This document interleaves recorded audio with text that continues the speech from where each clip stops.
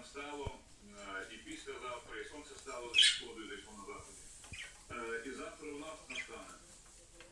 От скажіть, будь ласка, пане Олексій, ми з вами регулярно спілкуємося і обговорюємо різні міжнародні проблеми, заглиблюємося в деталі.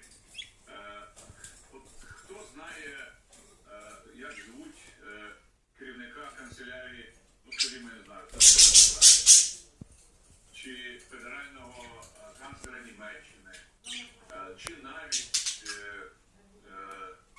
керівництва апарату Білого дому. Ну, правда, її інколи згадують. Наші дипломати знають дуже добре і чітко. Ні, ну я розумію, що дипломати то знають, але я до чого веду?